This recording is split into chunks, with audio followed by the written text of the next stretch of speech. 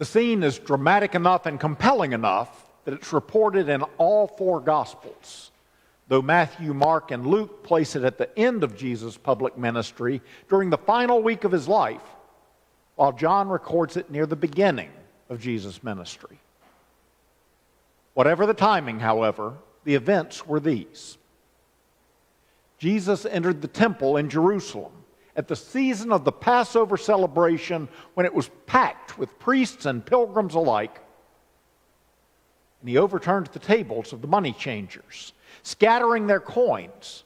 And he set upon the sellers of sacrificial livestock and doves, setting wings aflap and jaws agape. And he took up a whip of cords and he threw down a gauntlet. Stop making my Father's house a marketplace. And here's the honest truth. His doing it probably didn't change a single thing. The money changers righted their tables and gathered their scattered coins. The sellers of doves and animals were likely right back in their accustomed location as early as the same afternoon, once again selling to sacrificers and purveying to pilgrims. Many in the crowd thought he was crazy. And the priests and the religious authorities, whether it was at the beginning of Jesus' public ministry or at the end, reached the decision that Jesus was trouble and he had to go. The scene at the temple was never going to be enough of itself to bring about any lasting change. It was intended as an act of prophetic political theater. Now, to understand what I mean by political theater, we need to consider the long biblical association of the dramatic and the prophetic. In Isaiah chapter 20, Isaiah the son of Amoz walks around naked and barefoot for 3 years. It's his enactment of how the Egyptians and the Ethiopians, whom other nations are trusting as allies against the Assyrians, will be led barefoot and bare-buttocked into slavery by the Assyrian emperor Sargon. Isaiah uses this pointed, dramatic display to warn Israel against undertaking entangling alliances and suggests that only God is an effective ally, without whose faithfulness the other nations will crumble. Another act of political theater. In Jeremiah 27, the prophet Jeremiah walks through the streets of Jerusalem wearing an ox yoke, with his message that the people of Judah are to submit to the yoke of Babylon and their king Nebuchadnezzar. When the prophet Hananiah breaks Jeremiah's wooden yoke, defiantly suggesting that Judah should never submit, Jeremiah simply states that God will replace the wooden yoke with a more powerful yoke of iron. A third example. The prophet Hosea undertakes a marriage to the faithless woman Gomer, who keeps wandering into the arms of other men. Hosea goes after her and brings her home again and again and again, a symbol of God's fruitless pursuit of a faithless Israel. Hosea names the children of their troubled marriage Lo Ruhamah and Lo Ami, not pitied and not my people. You get the point. In the prophetic tradition of Israel, there was a long tradition of sweeping dramatic gestures to draw attention to political or theological problems. Jesus' dramatic action in the temple is in keeping with this tradition. So if Jesus' bold action is political theater, then who is the intended audience and what is his point? Well, if we think the intended audience is the money changers and the sellers of animals, we miss the point. Jesus isn't just clearing out the rabble here. As we've already established, running the merchants off is no more effective than running off a double-parked food truck. The driver just goes around the block and comes right back. And the intended audience isn't only the priests and the religious leaders. If Jesus had some personal complaint with them, there's no need for such a profound public display. No, I think Jesus' action is intended for everyone present. For the vendors, for the Jewish leaders, and for the people who have come to worship in the temple. He's not just saying, if you moved the vendors outside, everything would be okay. He's saying, everything about worship in this place is a sham. The entire emphasis, the entire enterprise of your worship is missing the point. And here's why that realization is important. If the issue is about the money changers, it's interesting, but it has nothing to do with us. We can hear the text and we can walk away utterly unaffected, unchallenged, and unchanged. No cattle in our sanctuary, no money changers in our narthex, no problem. Similarly, if the message is about the priests and the Pharisees, again, that's a narrow quarrel and we have no stake in it. But if the issue is about worship itself, what is empty worship and what is meaningful? What is the true worship that God desires and what is the vain worship that God abhors? If Jesus' bold and dramatic action is about the very heart of worship, well, then that has to do with what we are doing right now. And I believe what Jesus is doing is calling the people, calling the whole temple enterprise to task for going through the elaborate motions of worship, offering prayers and offering sacrifices without bearing the fruits of worship. Everything about temple worship is transactional. The coins for offerings must be changed from those bearing the images of the Roman rulers to Jewish currency that has no images. You have to have the right coins. The animals and the doves are sold so that worshipers may offer an unblemished sacrifice. You must have the right kind of sacrifice. Even the sacrifices themselves are transactions. They're offerings made to God in order to receive something in return. Absolution, blessing, a sense of peace. Worship is directed at what the people get out of it rather than being an act of self-offering or a genuine pursuit of holiness or of transformation. Hence Jesus' cry, "Stop making my Father's house a marketplace,"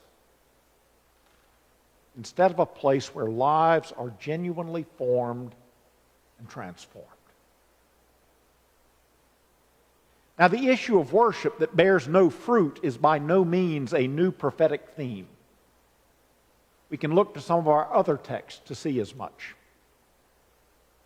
750 years before Jesus cleanses the temple, the prophet Amos, speaking as God's voice, cries out, I despise your festivals like Passover, and I take no delight in your solemn assemblies. Even though you offer me your burnt offerings and your grain offerings, I will not accept them. And the offerings of well-being of your fatted animals I will not look upon. Take away from me the noise of your songs. I will not listen to the melody of your harps. These are just the trappings of worship, or the appearance of worship.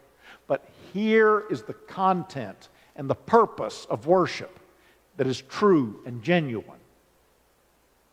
Let justice roll down like waters, and righteousness like an ever-flowing stream. Because without that, all the rest is window dressing.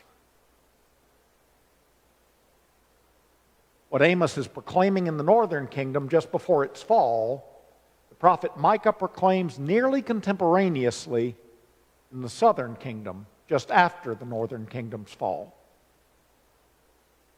With what shall I come before the Lord and bow myself before God on high?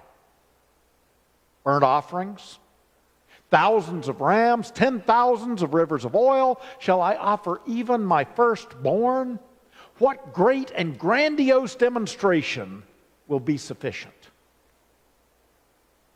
And again, the answer: none of these outward displays of worship matter, not by themselves. He has told you, O mortal, what is good.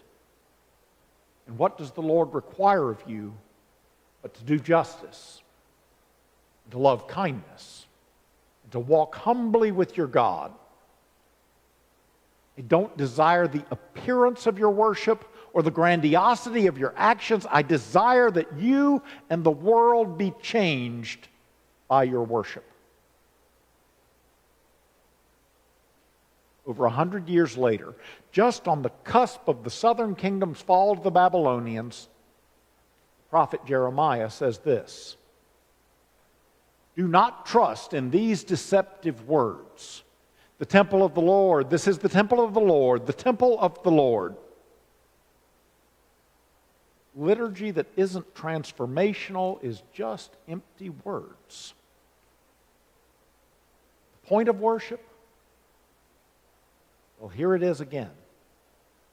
Jeremiah says, if you truly mend your ways and your doings, if you truly act justly with one another, if you do not oppress the alien and the orphan and the widow, if you do not go after the other gods to your own hurt, false gods like wealth or success or nationalism,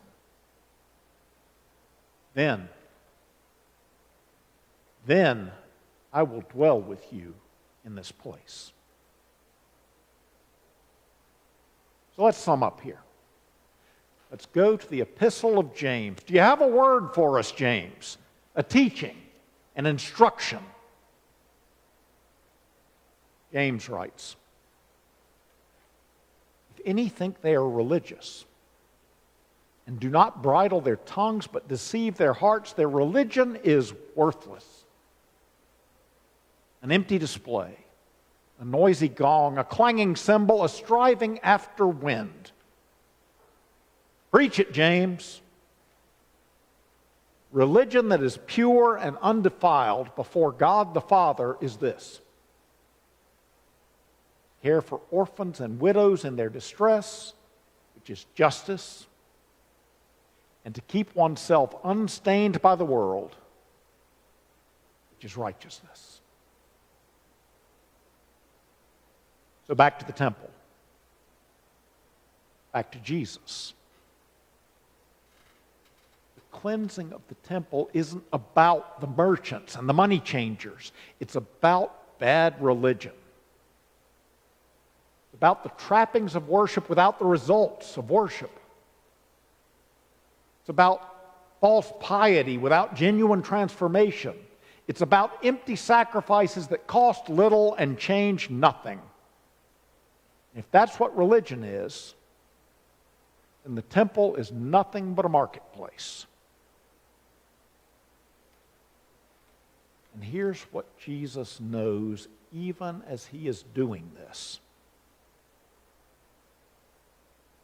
The very act of taking on the practitioners of false religion, the very act of saying it isn't about success, it's about justice. It isn't about purely personal piety, it's about justice. It isn't about empty religious display, it's about justice. It isn't about civil religion and wrapping yourself in the flag, it's about justice.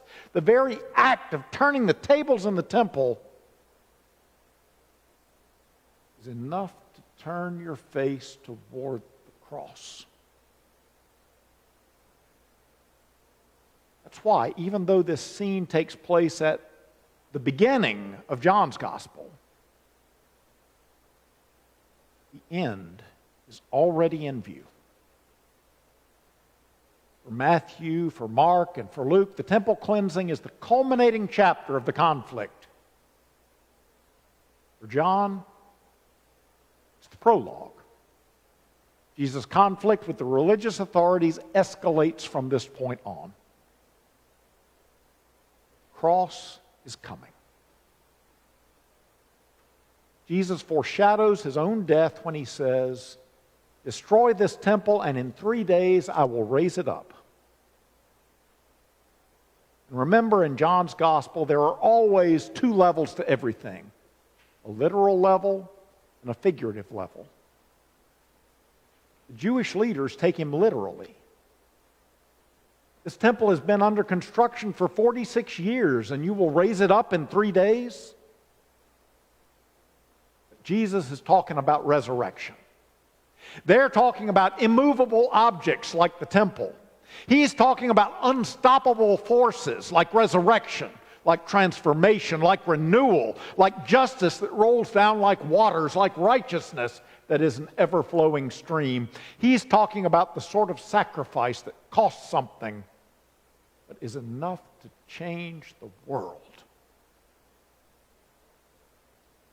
And worship that doesn't lead to that leads to nothing, because genuine worship must lead us to love the Lord our God with all our heart, soul, mind, and strength, and our neighbor, each neighbor, all neighbors, as ourselves. If we lift up the Bible and don't tear down poverty, it's an empty gesture. If we lift up the Bible and don't tear down racism, it's an empty gesture. If we lift up the Bible and ignore the plight of the alien and the immigrant, it's an empty gesture.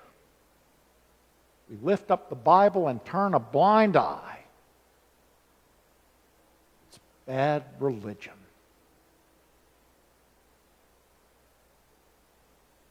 The question for us, the hard question. Are we called to be? Are we going to be people of the empty gesture or people of the empty tomb? Is our worship changing the world, beginning with us? That's what our text is about. It's no text for safe or sedate sermons, but instead one that begs the question, what are we about?